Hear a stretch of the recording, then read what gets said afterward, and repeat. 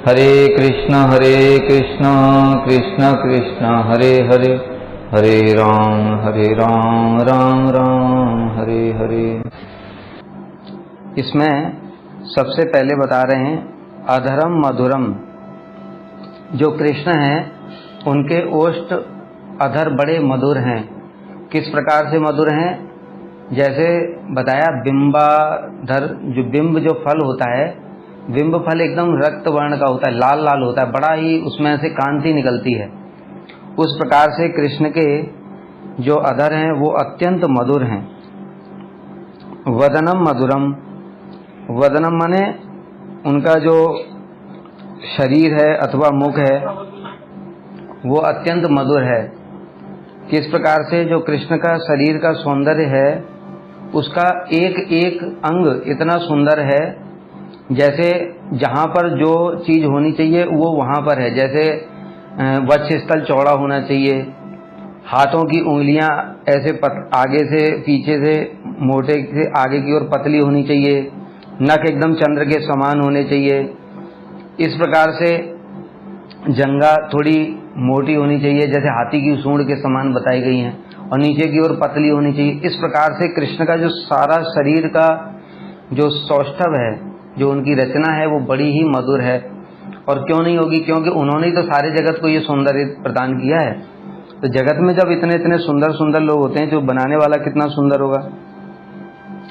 नयनम मधुरम, नयनों के बारे में हम लोग सभी जानते ही हैं। कृष्ण के जो नेत्र हैं वो कमल, सब जगह उनको कमल के समान बताया गया है। कमल के समान कहने का मतलब क्या है कि ऐसे दोनों ओर से पतले से होते हैं और बीच में थोड़ा ऐसे चौड़े करके जो कमल होता है, कमल की पंखुड़ी, उस प्रकार से होते हैं। और उनके जो कोने होते हैं, नेत्रों के जो कोने हैं, उनमें हल्की सी लालिमा होती है, तो उतना सुंदर प्रतीत होते हैं वो। इस प्रकार से कृष्ण के नेत्र हैं। हसितम मधुरम, उनका हास्य अत्यंत मधुर है। हंसी अर्थात बहुत ऐसे धीरे से एकदम स्माइल करते हैं कृष्ण, और स्माइल करने के बाद में जो गोपियां हैं उनको देख करके उनका चित्त ही चोरी हो जाता है। जैसे हम लोग सुनते हैं ना कि एक बार कृष्ण जब गोचारण के लिए जा रहे थे और एक सास ने अपनी बहू को बोला कि बाहर मत निकलना, बाहर काला सर्प बैठा है तो तुमको डस लेगा। तो वह स्वयं तो सास चली गई, तो उसने कहा कि तुम क्यों जा रही हो? कि हमको तो पहले ही डस लिया है, अब क्या, हमको तो विष चढ़ गया है। तो किंतु बहू के मन में बार बार आ रहा है कि सभी लोग दर्शन कर रहे हैं, केवल मैं ही नहीं दर्शन कर पा रही हूँ। तो वो झरोके से झांक रही थी। उसी समय कृष्ण ने एक बछड़े की पूंछ को मरोड़ा और वो बछड़ा सीधे उस गोपी के सामने जाकर के खड़ा हो गया। कृष्ण उस बछड़े को पकड़ने के बहाने वहां पर गए और उन्होंने हंसते हुए बिल्कुल तिरछी चितवन से उस गोपी की ओर देखा। बस उसका चित्त चोरी हो गया। अब उसको पता ही नहीं वो कहाँ खड़ी है, क्या कर रही है। बिल्कुल चित्त तो, कृष्ण अब गोचारण के लिए वन में चले गए, चित्त भी वन में ही चला गया। अब वो गोपी ऐसे ही खड़ी रही। उसकी जब सास आई, उसने देखा कि अरे ये तो एक ही जगह खड़ी है, बुला रही है तो आवाज नहीं देती। तो इस प्रकार से कृष्ण का सौंदर्य है, उनके त्रिभंग ललित और जो हंसी है वो इतनी मधुर है कि एक बार देखने से ही गोपियों का चित्त चोरी हो जाता है। इसलिए गोपी गीत में भी गोपियां कह रही हैं, प्रहसितम प्रिय प्रेम वीक्षणम। प्रहसितम मतलब आपकी जो सुंदर हंसी है, और प्रेम वीक्षणम, प्रेम से जो एक बार तिरछी चितवन से देख लेते हैं, विहरणम च दे ध्यान मंगलम, तो हमारा चित्त उसी में चोरी हो जाता है। इसलिए कृष्ण का इस प्रकार से अधर, वदन, नयन और हसितम सब कुछ मधुर है। हृदयम मधुरम, हृदय का मतलब क्या है? हृदय का मतलब है उनके हृदय में जो प्रेम है सभी के लिए, सभी जीवों के लिए। अपने परिकरों के लिए तो विशेष रूप से प्रेम है, लेकिन सभी जीवों के लिए ही उनके हृदय में अत्यंत प्रेम है, क्योंकि सभी जीव तो उनके अंश ही हैं।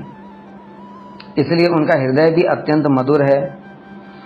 गमनम मधुरम, गमनम का मतलब होता है, इसमें आगे आएगा चलितम। चलितम और गमनम दो चीजें हैं।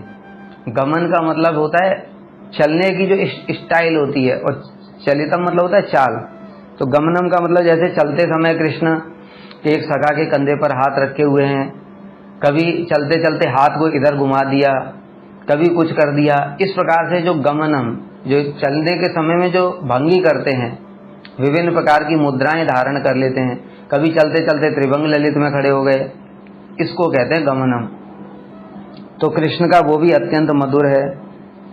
मधुराधिपते रखिलम मधुरम, जो मधुर अधिपति अर्थात जितनी भी मधुर चीजें हैं वो सारी की सारी उनके अधिपति कौन है? कृष्ण ही तो हैं। इसलिए उनका सब कुछ मधुर है, क्योंकि जितनी भी चीजें हैं सबके मूल स्रोत अर्थात सबके आदि ईश्वर परमा कृष्ण सच्चिदानंद विग्रह अनादिरादि गोविंद, वो सबके आदि हैं। उनसे ही सारे अवतार भी प्रकट होते हैं, उनसे ही चित्त जगत, जीव जगत, जड़ जगत सब कुछ प्रकट होता है। तो इन जगतों में जो माधुर्य है वो माधुर्य कहाँ से आया? वो कृष्ण से ही आया है। तो इसलिए कह रहे हैं वो अधिपति हैं सबके, इस सारे के सारे मधुरता के वो अधिपति हैं। इसलिए उनके लिए बताया गया असमोर्धम अनन्य सिद्धम गोप्य तपः किमचरन यदमुष्य रूपम लावण्य सारम असमोर्धम अनन्य सिद्धम। जो कृष्ण का ये सौंदर्य है वो लावण्य का सार है। लावण्य कहते कांति को, समस्त कांति जितनी है वो सब यहाँ से ही निकलती हैं। और असमोर्धम, असमोर्धम का मतलब होता है उसके समान भी कोई नहीं है, तो उससे श्रेष्ठ कैसे हो सकता है? क्योंकि सबके मूल्य वही हैं। और अनन्य सिद्धम अर्थात स्वतः सिद्ध है, किसी ने उनको प्रदान नहीं किया, बल्कि कृष्ण ही सबको सब चीज प्रदान करते हैं। इस प्रकार से आगे बढ़ते हैं। वचनम मधुरम, कृष्ण के वचन अत्यंत मधुर है। वचन का मतलब होता है जो बातें बोलते हैं, जैसे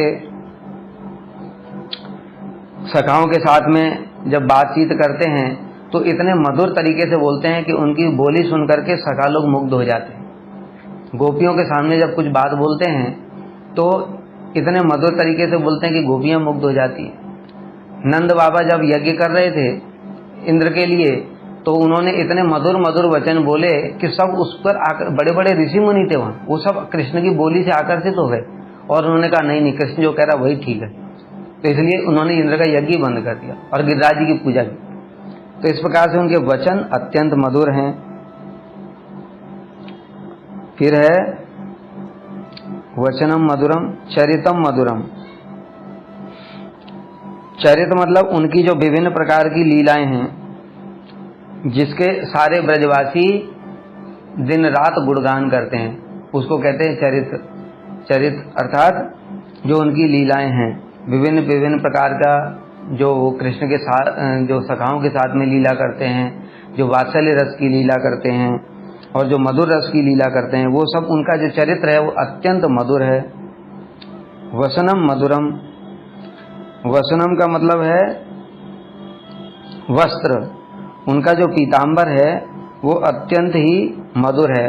उसकी जो कांति है वो विद्युत को भी पराभूत करने वाली, पीले रंग का जो पीतांबर जब कृष्ण अपने ऊपर धारण करते हैं तो ऐसा प्रतीत होता है, क्योंकि कृष्ण का श्याम वर्ण है, तो ऐसा प्रतीत होता है मानो कि मेघ के ऊपर में विद्युत प्रकाशमान है, विद्युत स्वयं वहां पर प्रकाशित हो रही है, ऐसा उनका पीतांबर है। वलितम मधुरम, वलितम माने बोलने का तरीका। देखो अभी ऊपर आया था वचन, जो चरित्र, वचन, वचन माने होता है जिस प्रकार की वो वचन बोलते हैं, लेकिन वचन मतलब इतने मधुर वचन बोलते हैं कि सभी लोग उस पर आकर्षित हो जाते हैं। लेकिन वलितम माने है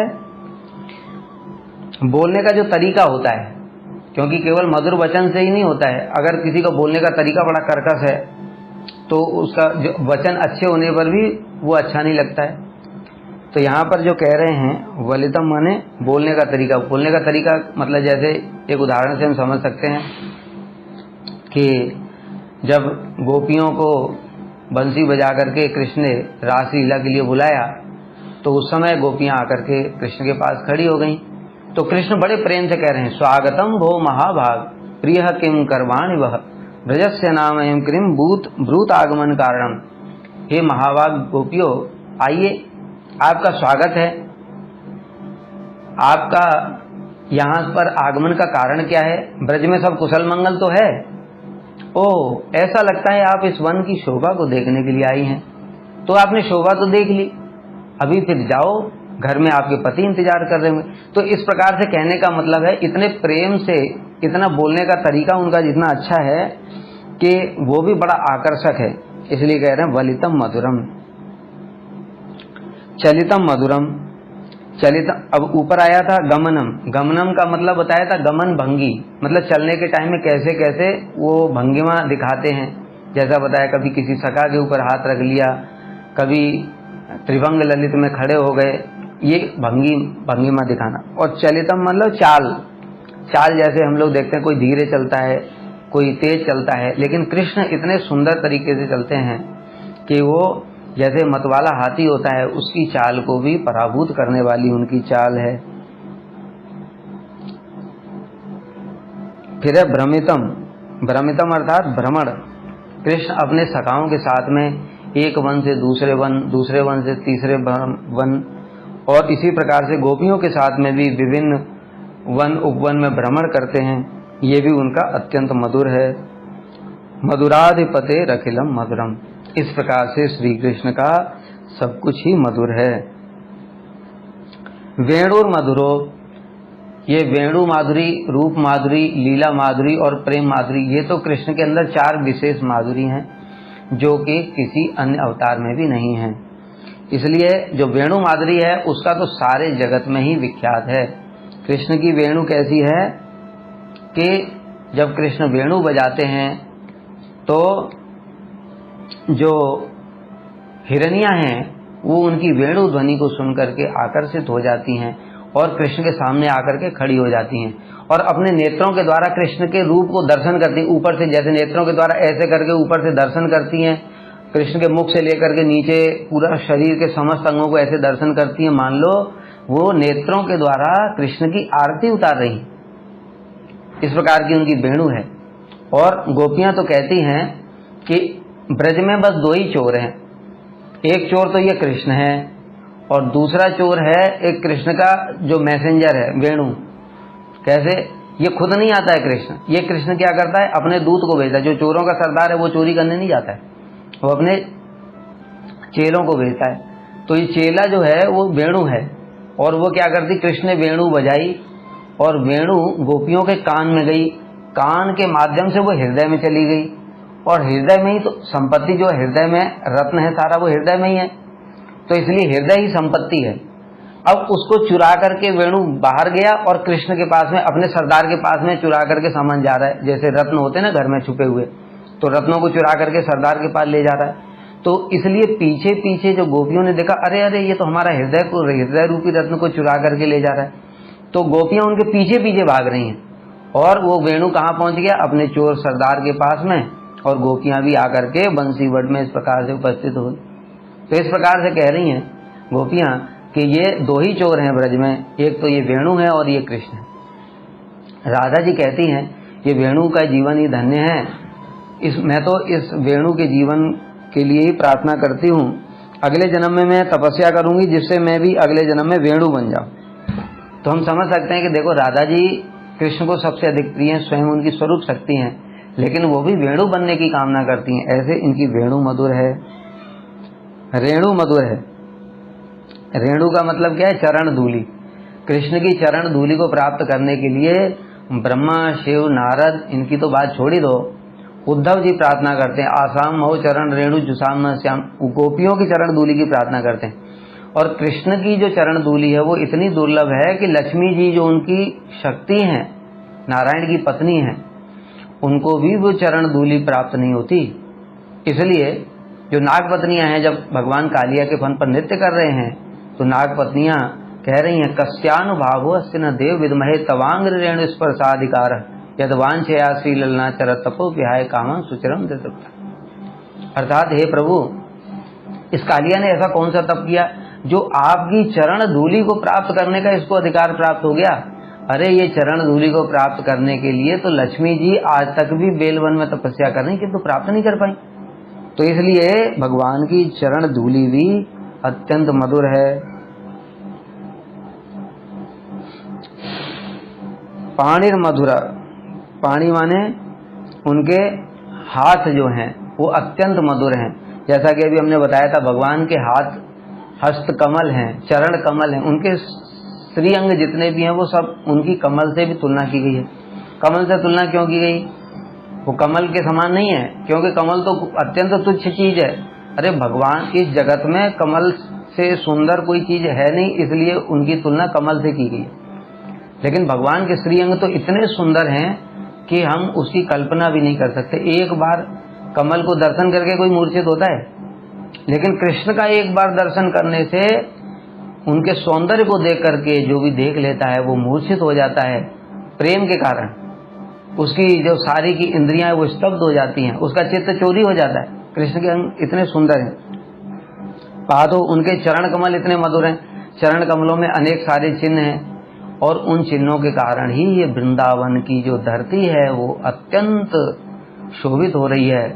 वेणु गीत में गोपियां कह रही हैं, वृंदावनम सखी भुवो वितनोति कीर्तिम यद देवकी सुत पदाम्बुज लब्ध लक्ष्मी गोविंद वेणु मनवत्त मयूर नित्यम प्रेक्षादृशान वर्तान समस्त सत्वम। हे सखियो, ये वृंदावन की धरती है, ये इतनी आनंदित हो रही है। इसी का सौभाग्य देखो कि गोविंद जो यद देवकी सुत पदाम्बुज लब्ध लक्ष्मी, जो कृष्ण के चरण कमलों को प्राप्त करने के लिए लक्ष्मी जी बेलवन में तपस्या कर रही, पर प्राप्त नहीं हुए। बाकी ऋषि मुनि योगी इनकी तो बात ही छोड़ दो, उनको तो चरण कमलों के दर्शन ही नहीं होते। और कोई कोई जो सौभाग्यशाली होता है उसको चरणों से निकलने वाली अंग कांति, जिसको ब्रह्म ज्योति कहते हैं, उसके दर्शन अनुभूति होती है। तो कृष्ण के चरण इतने दुर्लभ हैं। और ब्रज की भूमि कैसी है? कृष्ण ब्रज में चप्पल जूता नहीं पहनते, वो पैदल ही घूमते हैं, इसलिए उनके चरण की जो अंकित भूमि है वृंदावन, सब जगह ही उनके चरण कमल विराजमान हैं। ऐसे उनके मधुर चरण हैं। नित्यम मधुरम, कृष्ण का नृत्य भी अत्यंत मधुर है। मयूर नृत्य करते हैं, मयूरों के साथ में कृष्ण भी नृत्य करना शुरू कर देते हैं। उनको देख करके मयूर रुक जाते हैं। कृष्ण का नृत्य मयूर से सुंदर है, इसलिए मयूर अपना नृत्य रोक करके कृष्ण का नृत्य देखने लगते हैं। और सखा लोग बड़े प्रेम से ताली बजाते हैं कि वाह वाह कितना सुंदर नृत्य किया। इस प्रकार से और भी हम लोग जानते हैं कृष्ण के नृत्य की तो हम लोग कल्पना भी नहीं कर सकते। रास लीला के समय में वर्णन है वो किस प्रकार से नृत्य करते। 100 करोड़ गोपियां वहां पर विराजमान हैं और कृष्ण अकेले हैं। अकेले कृष्ण एक ही 100 करोड़ गोपियों के साथ में नृत्य कर रहे हैं। क्या हम इसकी कल्पना भी कर सकते हैं? श्री विश्वनाथ चक्रवर्ती ठाकुर वहां पर बताते हैं, अलाथ चक्रवत इतनी तेजी से नृत्य करते हैं। जो शिवजी हैं उनको कहते हैं नटराज, लेकिन कृष्ण ने उनको भी पराभूत कर दिया है, वो है नटवर, जो नृत्य करने वालों में शिरोमणि हैं। ऐसा उनका नृत्य है कि अकेले कृष्ण 100 करोड़ गोपियों के साथ में नृत्य कर रहे हैं और गोपियों को ये पता भी नहीं चल रहा है कि कृष्ण हमारे साथ में नहीं है। मतलब सब ये सोच रहे हैं कृष्ण हमारे साथ ही, इतनी तेजी से नृत्य कर रहे हैं। हम लोगों की कल्पना से परे, बहुत से लोगों को तो विश्वास भी नहीं होगा, लेकिन इसको समझना चाहिए क्योंकि कृष्ण सर्व देवेश्वरेश्वर हैं, यानी सभी देवताओं के ईश्वर हैं। ब्रह्मा शिव इत्यादि, उन ब्रह्मा शिव इत्यादि के भी वो ईश्वर हैं। इसलिए कृष्ण का जो नृत्य है वो भी अत्यंत मधुर है। सख्यम मधुरम, उनका सख्य अत्यंत मधुर है। सखाओं के साथ कैसा हास प्रयास करते हैं। एक समय हास प्रयास का वर्णन आता है कि जो श्रीनाथ जी हैं वो अपने गोविंद सखा के साथ में खेलते थे। अब एक बार खेलते खेलते जो बच्चे लोग होते हैं उनमें तो खेलकूद के समय तो कोई भेदभाव नहीं होता है, लो कास्ट हाई कास्ट। तो कृष्ण ने लो कास्ट के जो बच्चे होते हैं उनके साथ में खेला। तो गोविंद सखा कह रहा है कि कन्हैया मैं आज तेरी शिकायत करूंगा, तू इनके साथ में खेला है और तू अछूत हो गया है। तो कृष्ण कहने लगे नहीं नहीं सखा मेरी शिकायत मत करना। तो गोविंद सखा कह रहे ठीक है, तो तुम एक काम करो, ये गोविंद कुंड पास में ही है, इसमें थोड़ा आचमन कर लो। पहले बोला स्नान कर लो। तो कृष्ण कहने लगे अरे सखा अभी तो ठंड का टाइम है, अभी तो स्नान करूंगा ठंड लग जाएगी। तो गोविंद सखा ने कहा अच्छा ठीक है कोई बात नहीं, तुम एक काम करो तुम इसमें आचमन ही कर लो। तो कृष्ण कहा हाँ ठीक है आचमन कर लेता हूँ। और कृष्ण झुके और झुक करके ओम केशवाय नमः, पीछे से गोविंद सखा ने धक्का दिया, माधवाय नमः गोविंदाय नमः, सारा हो गया। तो इस प्रकार से हम सोच सकते हैं कि कृष्ण कैसे सखाओं के साथ में हास प्रयास करते हैं। ये इतना सख्य उनका इतना मधुर है। और एक समय की बात है गोविंद सखा के साथ खेल रहे थे, जैसे हम लोग खेलते हैं ना, बच्चे देखते हैं कई बार बेईमानी करके अपनी चांस ले लिया फिर भाग गए, तो कृष्ण ने भी ऐसे ही चांस लेकर के अपना भाग गए। तो गोविंद सखा को बड़ी गुस्सा आई, वो गिल्ली डंडा लेकर के, गिल्ली लेकर के कृष्ण को मारने के लिए दौड़े। तो पुजारी ने वहां से भगा दिया उसको, अरे क्या कर रहा है, ठाकुर जी के ऊपर गिल्ली चलाएगा क्या। तो गोविंद सखा बाहर आकर के बैठ गया और बैठ करके मान करके कह रहा है, ठीक है अभी तो कुछ नहीं बोल रहा हूं, तू इसी रास्ते से तो बाहर निकल करके जाएगा गाय चराने के लिए, तब देखता हूं तुझे। अब कृष्ण बड़े डर रहे हैं, अब क्या करें, गोविंद सखा तो नाराज है और छोड़ेगा नहीं, कहते बेटा तुझे आज बताऊंगा मैं। तो इस प्रकार से जब उन्होंने सोचा गोविंद सखा ने, तो फिर कृष्ण ने पुजारी को बोला, देखो मैं भोग तभी ग्रहण करूंगा जब तुम पहले गोविंद को मना लोगे। तो पुजारी ने जैसे तैसे गोविंद को मनाया, तब जाकर के कृष्ण बाहर निकले। तो ऐसे करके सखाओं के साथ में उनका हास प्रयास होता है, इसलिए सख्यम मधुरम मधुराधिपते अखिलम मधुर, हे मधुराधिपति आपका सब कुछ मधुर है। गीतम मधुरम, कृष्ण का गीत भी अत्यंत मधुर है। कृष्ण पंचम स्वर में गान करते हैं, इसलिए उनके गीत को सुनकर के सभी लोग आकर्षित हो जाते हैं। कृष्ण की वेणु ऐसी है कि उसको सुनकर के जो सारे के सारे प्राणी जगत के वो आकर्षित हो जाते हैं। उनके गीत को सुनकर के एक समय राधा जी ने मान किया, तो कृष्ण ने सोचा कैसे मनाऊं, तो कृष्ण एक देवांगना का रूप बना करके आ गए, सुंदर देवांगना, और कहते हैं मैं स्वर्ग से आई हूं और बृहस्पति के मुख से मैंने तुम्हारी बड़ी प्रशंसा सुनी, और मैं बृहस्पति की साक्षात शिष्या हूं, उनसे गीत इत्यादि सीख करके आई हूं। तो राधा जी ने कहा ठीक है गीत सुनाओ।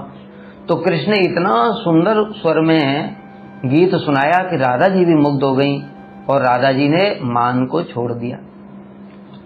तो इस प्रकार से कृष्ण का गीत है। पीतम मधुरम, पीतम मतलब है पान करना, पीना, पान करना, आस्वादन करना। ऐसे पीना, एक पीना होता है, पीने का मतलब क्या है, हम लोग ने प्यास लगी है, गिलास मुख में लगाया और पी गए। लेकिन कृष्ण बड़े आस्वादन करते हुए, जैसे हम लोगों के सामने अगर कोई जैसे लस्सी आ जाए या हमारा जो फेवरेट चीज है वो आ जाए, तो हम कैसे पीते हैं, एक बार थोड़ा सा चुस्की लिया, फिर उसके बाद चुस्की लिया, इस प्रकार से आस्वादन करते हुए। तो उसी प्रकार से जो कृष्ण हैं वो भी उसका रसास्वादन करते हुए पान करते हैं। पीतम मधुरम। भुक्तम माने भोजन करना, भोजन करना भी उनका अत्यंत मधुर है। कैसे सखाओं के साथ में भोजन करते, हास प्रयास करते हुए। जब भांडीर वन में सभी सखा लोग आते हैं तो अपने जो घर से लेकर के आए पोटलियां, वो सारी की सारी पेड़ पे बांध देते हैं। दोपहर के टाइम लंच का टाइम आया, सभी सखा लोग अपनी अपनी पोटली ले आए, और उसके बाद में सबकी इच्छा है कृष्ण हमारी तरफ मुख करके ही बैठे हैं, लाखों लाखों सखाएं। कृष्ण ने उसी समय अपने ऐश्वर्य शक्ति को प्रकाशित किया और वहां पर देखा प्रत्येक कृष्ण बीच में बैठे, और प्रत्येक सखा यही देखता है कि कृष्ण मेरी तरफ मुख करके ही बैठे हैं, कोई ये नहीं देखता कि हमारी तरफ पीट करके बैठे। फिर उसके बाद में सभी सखा लोग अपनी अपनी पोटली खोल लेते हैं, कोई पकौड़ा लेकर के आया, कोई मालपुआ लेकर के आया, कोई लड्डू लेकर के आया, और सब के सब टेस्ट करते हैं। जिसको अच्छा लगता है कहता है वो सीधे के सीधे कृष्ण के मुख में ही डाल देता है, कहते देखो देखो कन्हैया मेरी माँ ने कितना अच्छा ये लड्डू बनाया, कितना अच्छा पकौड़ा बनाया।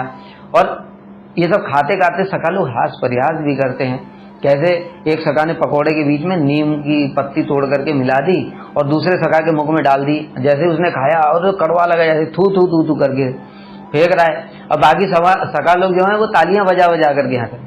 इसलिए भुक्तम मधुरम, जो कृष्ण भोजन करते हैं हास परिहास के साथ में, आनंद लेते हुए, रसास्वादन करते हुए भोजन करते हैं।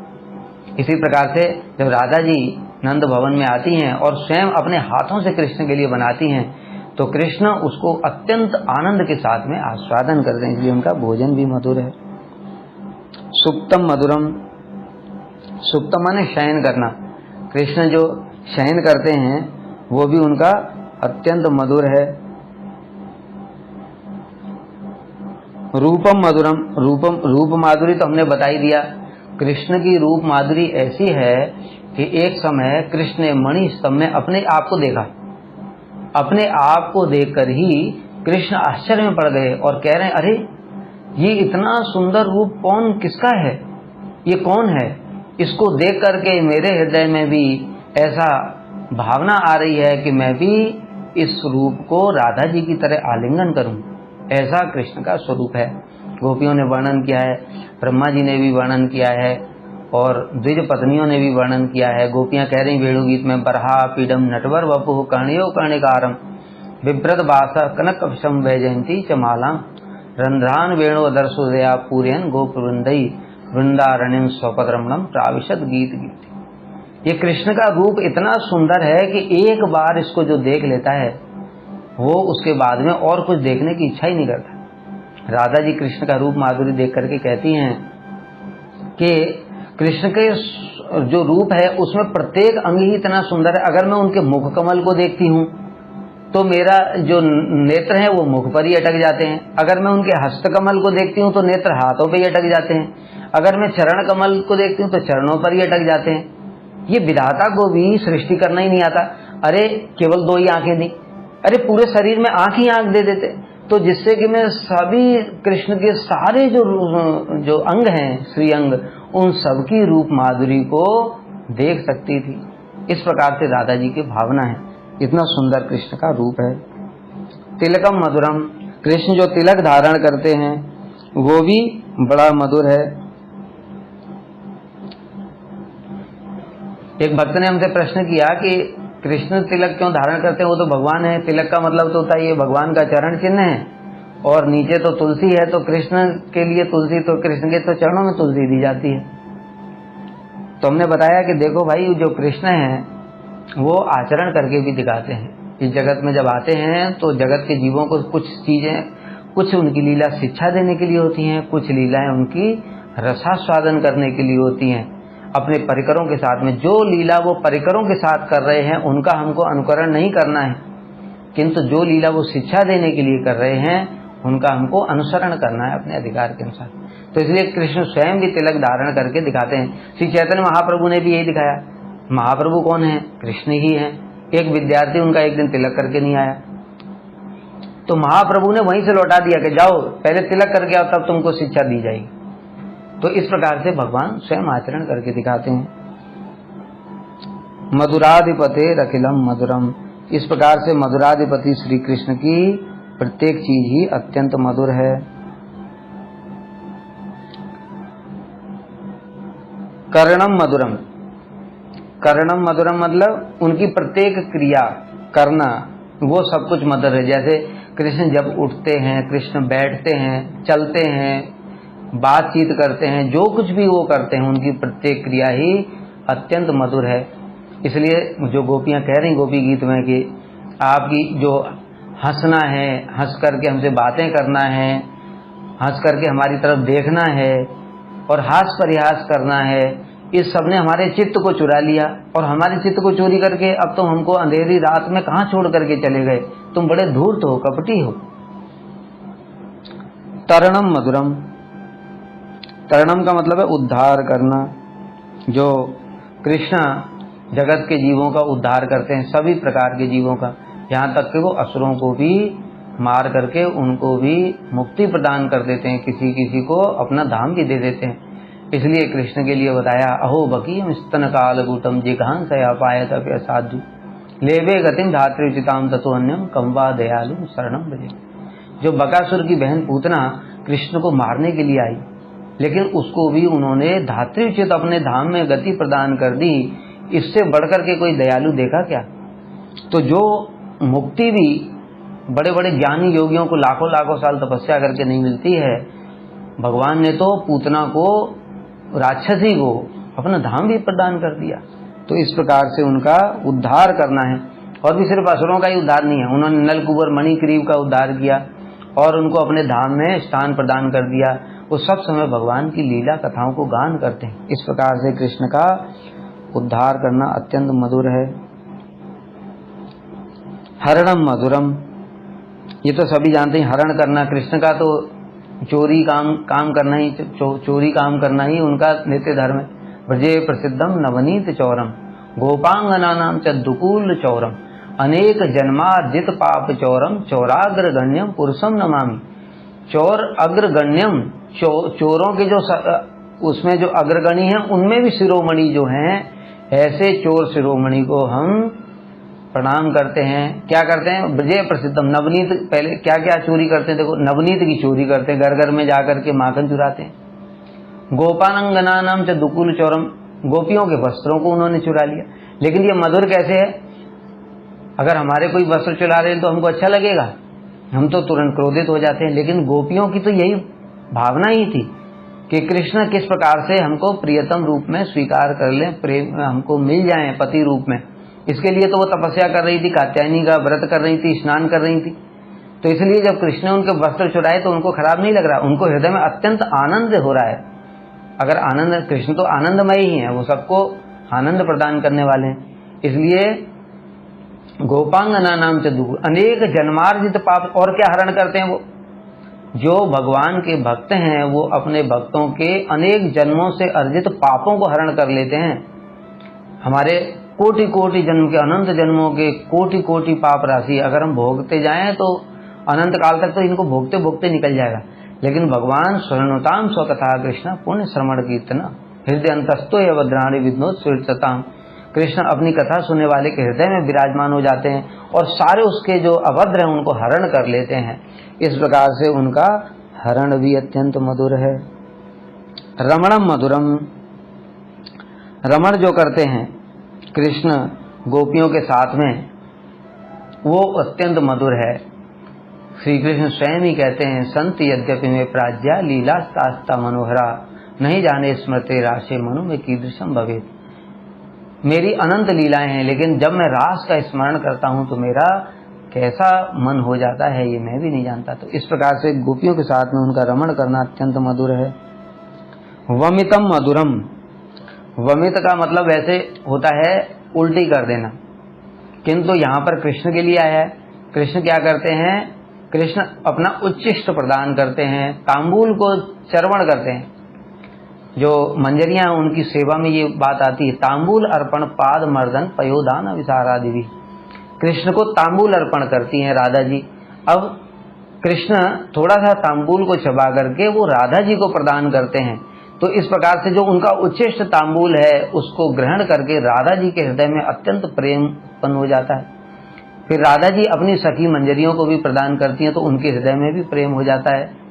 तो इस प्रकार से उनका जो उच्चिष्ट है वो भी अत्यंत मधुर है। जो भी एक बार कृष्ण का उच्चिष्ट पान कर लेता है उसके हृदय में कृष्ण प्रेम जागृत हो जाता है। शमितम मधुरम, शमितम माने होता है शमन करना, मतलब दबा दे। दबाने से क्या मतलब है? जैसे जब कृष्ण रासलीला कर रहे थे उस समय गोपियों के मन में सौभाग्य मद हो गया। सौभाग्य मद अर्थात उनको लगा कि कृष्ण मेरे साथ ही नृत्य कर रहे हैं, तो इसलिए उनको मैं कितनी सौभाग्यशाली हूं कि कृष्ण जिनके चरण धूलि को बताया अभी लक्ष्मी जी भी प्राप्त करना चाहती, वो मेरे साथ में नृत्य कर रहे हैं। ये सौभाग्य मद हो गया। तो ये सौभाग्य मद को प्रशमित मतलब शांत करने के लिए कृष्ण रासलीला से अंतर्धान हो गए। तो उनका जो शमितम है वो जो उन्होंने उनके जो सौभाग्य मद है उसको शांत प्रशमित करने के लिए जो रासलीला से अंतर्धान हुए वो कोई खराब चीज नहीं है। उसके कारण विरह हुआ, विरह के कारण में उनका जब कृष्ण से मिलन हुआ तो प्रेम कोटि गुना बढ़ जाता है। इसलिए श्री रूप गोस्वामी ने बताया है, न बिना विप्लम्बेन संभोगम पुष्टिम अश्नुते। विप्लम अर्थात विरह के बिना जो मिलन का आनंद है वो बढ़ता नहीं है, इसलिए कृष्ण बीच बीच में विरह भी उत्पन्न कर देते हैं। तो इस प्रकार से शमितम, कृष्ण का जो शमित है वो भी मधुर है। मधुराधिपते रखिलम मधुरम, हे मधुराधिपति आपका सब कुछ ही मधुर है। गुंजा मधुरा, गुंजा एक बीज होता है, लाल रंग का बीज होता है, उस पर थोड़ा सा काला एक स्पॉट भी होता है। तो श्री ब्रह्मा जी कृष्ण की स्तुति करते हुए कह रहे हैं, नौमीड्यते अब्रवप से तडिदम्बराय गुंजावतम सपरिपिच्छल सन्मुखाय। गुंजावतम स, अवतन स होता है कि कान में एक सुंदर जो आभूषण धारण करते हैं, लेकिन वो किसका बना हुआ है? गुंजा का बना हुआ है। तो इसलिए जो गुंजा मधुरा का मतलब क्या है कि वो जो गुंजा से बना हुआ वो कान में जो पहनते हैं वो अत्यंत ही मधुर है।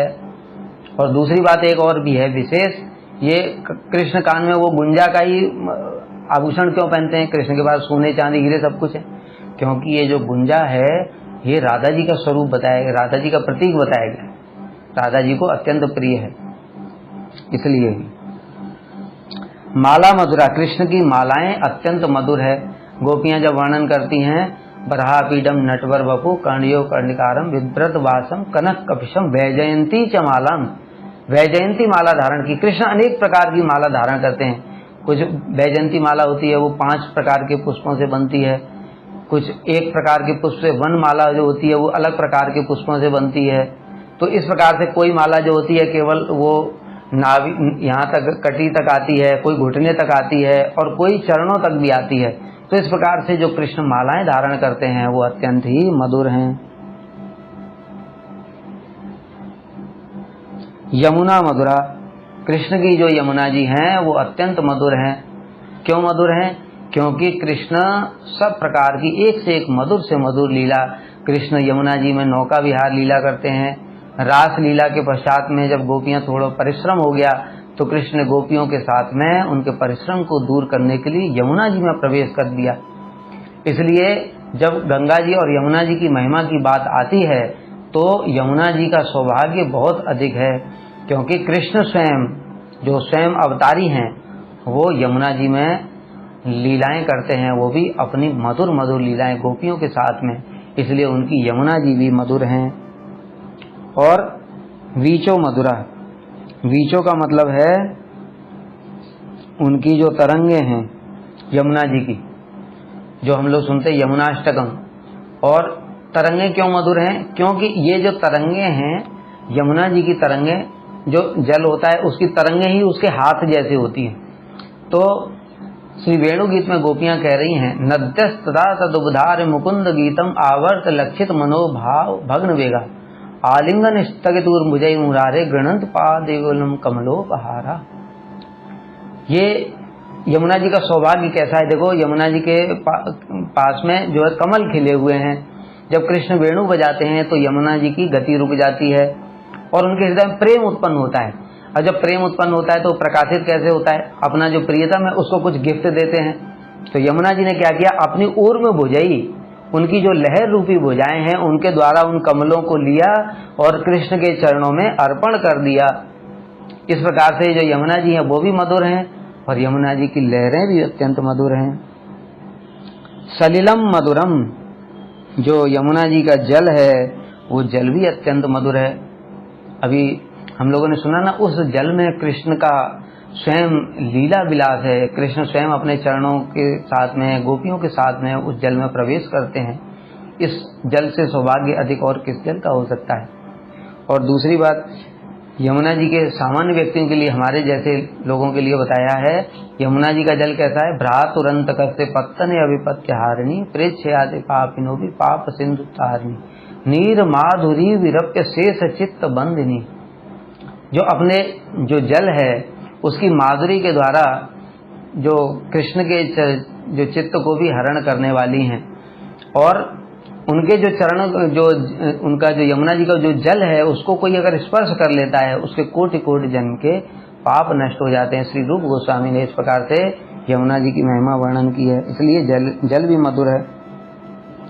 कमलम मधुरम, कमलम हमने बता दिया, उस जल में कमल लगे हुए हैं। उन कमलों को श्री यमुना जी अपनी लहर रूपी भुजाओं के द्वारा कृष्ण के चरण कमलों में अर्पित कर देती हैं, इसलिए वो कमल भी मधुर हैं। मधुराधिपते रखिलम मधुरम, हे मधुराधिपति आपका सब कुछ ही मधुर है। गोपी मधुरा, गोपियां अत्यंत मधुर हैं जिनके कि कृष्ण संपूर्ण रूप से वशीभूत हैं। कृष्ण गोपियों के इतने वशीभूत हैं कि जो गोपियों की गालियां हैं, धूर्त कपटी लंपट, जो गोपियां कह रही हैं कि जो पति सुतान वह भ्रातृ बांधवान अति विलिंगते अंत्यच्युता गता गति वितस्तबोध गीत मोहिता कितव योषित कस्त्य निशि। यहाँ पर कृष्ण को बड़ी जो गोपियां हैं वो ताड़न भर्सन कर रही हैं कि अरे हम अपने पति सुत भाई बहन इन सबको छोड़ करके तुम्हारे पास में आई, इतनी रात को, अंधेरी रात में हमको छोड़ करके चले गए, कपटी धूर्त कहीं का, इस प्रकार से। और जो इस प्रकार से जो गोपियां बोलती हैं तो कृष्ण कहते हैं कि ये मुझे वेदों की स्तुति से भी कोटि कोटि गुना प्रिय है। गोपियां इतनी प्रिय हैं।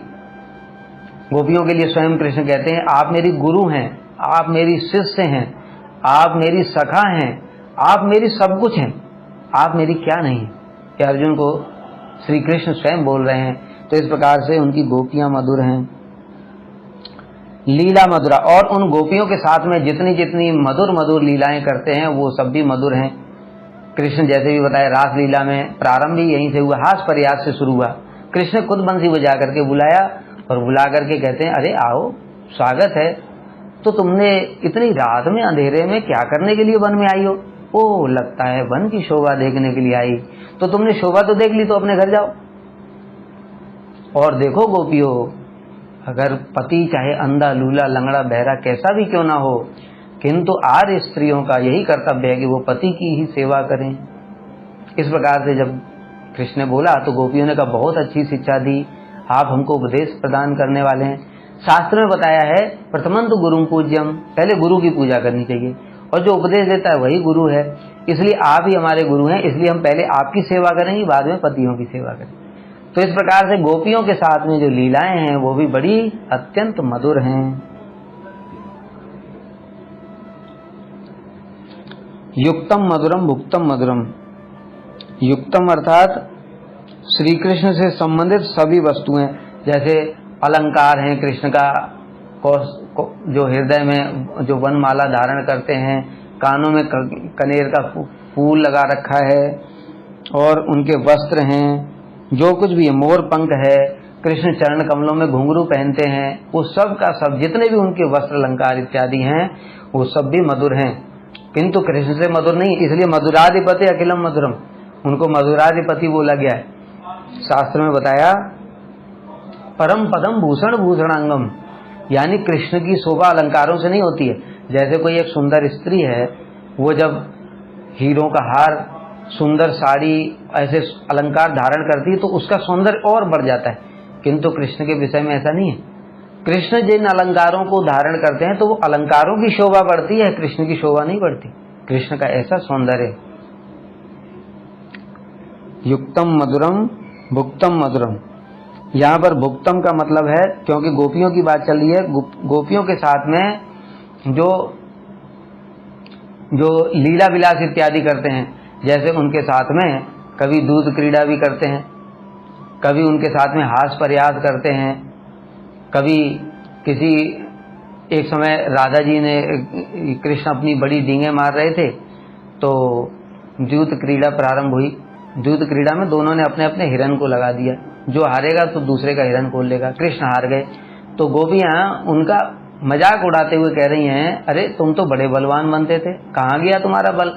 अरे भाई ये दूध क्रीड़ा है, इसमें बल का काम नहीं है, बुद्धि का काम है। और सभी सखियां इस प्रकार से ताली बजा बजा करके हंस रही हैं। तो इस प्रकार से जो उनका लीला विलास है वो सब बड़ा ही मधुर है। एक समय कृष्ण अपनी बल की बड़ी डींगे मार रहे थे तो राधा जी के पक्ष की गोपियां आ गई। भांडीर वन की लीला है, उसमें गोपियों ने कहा ठीक है, तो तुम बहुत ज्यादा पहलवान बनते हो, इस असुर को मारा, उस असुर को मारा, तो तुम हमारी राधा जी से जरा लड़ करके दिखाओ। तो कृष्ण ने कहा ठीक है, और बस राधा जी ने अपने वस्त्रों को फेंटा मारा जैसे, और उसके बाद में युद्ध शुरू हुआ। बस राधा जी ने बस एक कटाक्ष किया कृष्ण की ओर, और कृष्ण मूर्छित होकर के जमीन पर गिरे और राधा जी उनके ऊपर में बैठ गई, और सभी सखियां ताली बजा बजा करके हंस रही हैं कि हमारी राधा जी जीत गई। तो कृष्ण कहते हैं नहीं नहीं मैं जीता हूँ। कहते कैसे? हारने के बाद भी कपटी कहीं का स्वीकार नहीं करता है कि हार गया। तो कृष्ण कह रहे हैं देखो, जिसकी नाक ऊपर होती है वो जीता माना जाता है, और जिसकी नाक नीचे होती है वो हारा माना जाता है। तो देखो मेरी नाक तो ऊपर है, राधा जी की नाक नीचे। तो इस प्रकार से जो कृष्ण का भुक्तम, गोपियों के साथ में जो कुछ भी है लीला विलास इत्यादि, वो सब कुछ मधुर है। रिष्टम मधुरम, हृष्टम माने आनंद, कृष्ण जो स्वयं हृदय में उनके आनंद है और जो दूसरों को भी आनंद प्रदान करते हैं, वो सब का सब मधुर है। कृष्ण के हृदय में आनंद है, उसका एक कण ही हम जीवों को प्राप्त हो जाता है, तो कुछ और वस्तु हमको अच्छी नहीं लगती। रस वर्जम रसों के परम दृष्टवा निवर्तते, उत्तम रस की अनुभूति होने पर निम्न रस छूट जाता है। तो इस प्रकार से कृष्ण अपने आनंद का केवल एक कण ही जीवों को अगर दे दें तो उसी से उनका सारा जो जीवन है वो कृतकृत्य हो जाता है। तो इसलिए उनका आनंद भी मधुर है। श्लिष्टम मधुरम, श्लिष्टम का मतलब आलिंगन। कृष्ण ने गोपियों को जो आलिंगन प्रदान किया, ऐसा सौभाग्य तो लक्ष्मी जी को भी प्राप्त नहीं हुआ। इसमें वर्णन है कि जो गोपियों का कैसा सौभाग्य है कि रासोत्सवे अस्य भुजदंड गृहीत कंठ लब्धा सीताम यौदगात ब्रज वल्लभी नाम। रास के समय में नायम श्रियंग उन्नितांतरते प्रसाद सूर्योसिताम नलिन गंधुरुचाम कुतो अन्य। रासोत्सवे अस्य भुजदंड गृहीत कंठ, उद्धव जी कह रहे हैं नायम श्रियंग, ये जो सौभाग्य है कि कृष्ण ने गोपियों को आलिंगन प्रदान किया, ये तो उनके वक्षस्थल पर रहने वाली लक्ष्मी देवी को भी प्राप्त नहीं हुआ। स्वर्योसिताम, स्वर्ग में जो वास करने वाली अन्य जो लक्ष्मी स्वरूपा हैं उनको भी प्राप्त नहीं हुआ। कुतो अन्य, फिर और किसी का सौभाग्य भला ऐसा कैसे हो सकता है? कौन सा सौभाग्य? रासोत्सवे अस्य भुजदंड गृहीत कंठ, रास के समय कृष्ण ने अपने दोनों भुजाओं को जो गोपियों के गले में डाल करके उनको आलिंगन प्रदान किया, ऐसा सौभाग्य जगत में किसी का भी नहीं है, लक्ष्मी जी का भी नहीं है। इसलिए उनका आलिंगन भी अत्यंत मधुर है। मधुराधिपते रखिलम मधुरम, हे मधुराधिपति आपका सब कुछ ही मधुर है। गोपा मधुरा, कृष्ण के जो गोप हैं वो भी अत्यंत मधुर हैं। अभी हमने बताया ना कृष्ण कैसे सखाओं के साथ में लीला करते हैं।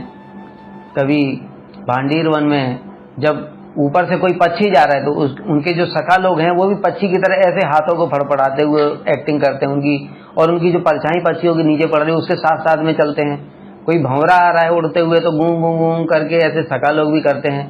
जैसे कोयल कुछ बोली तो सखा लोग भी कू, तो वो भी कू कू बोलने लगते हैं, तो वो और जोर जोर से बोलती है।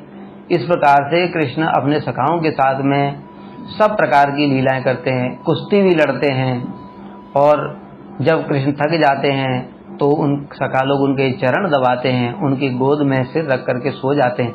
इस प्रकार से ये गोप भी अत्यंत मधुर हैं। गावो मधुरा, कृष्ण की गायें भी अत्यंत मधुर हैं।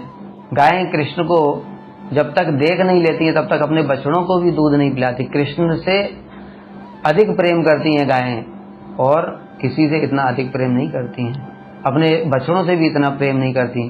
यहाँ तक कि कृष्ण को देख करके गायों के हृदय में ऐसी भावना होती है कि कृष्ण हमारे पुत्र हो जाते, हमारे बछड़े हो जाते। जो गोपियां हैं, जो वात्सल्यवती माता, उनके हृदय में भावना हो जाती कृष्ण हमारे पुत्र होते। इसीलिए तो उनकी इच्छा को पूर्ण करने के लिए ही तो कृष्ण ने ब्रह्मोहन लीला की। ब्रह्मा जी को मोहित करने के लिए कृष्ण इतने सारे रूप धारण नहीं करेंगे। केवल मात्र उन गोपियों की और उन गायों की इच्छा को पूरा करने के लिए कृष्ण उनके बछड़े बने, और जो वात्सल्यवती माताएं हैं उनके बालक बन गए।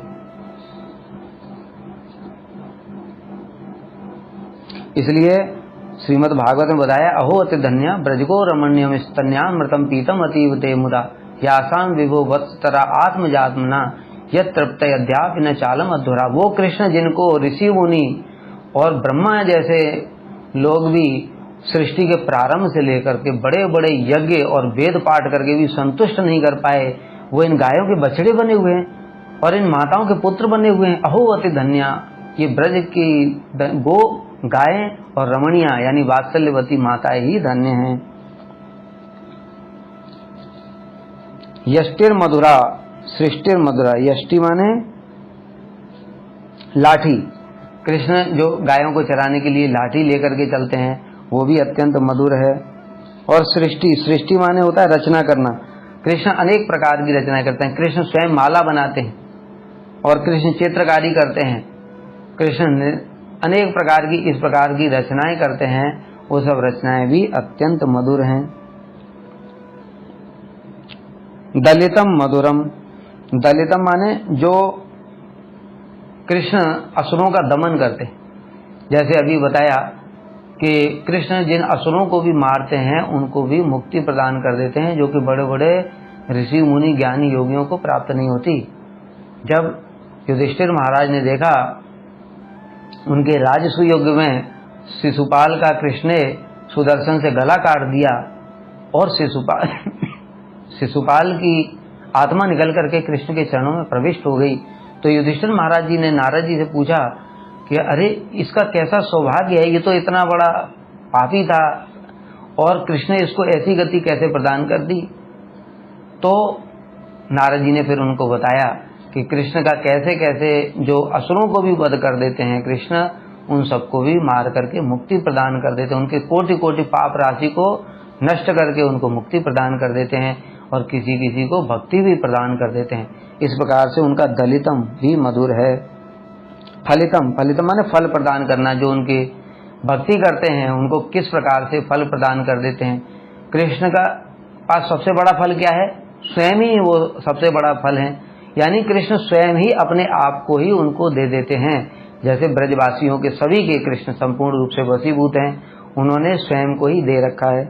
इस प्रकार से ये फलितम अर्थात उनका फल प्रदान करना भी अत्यंत मधुर है।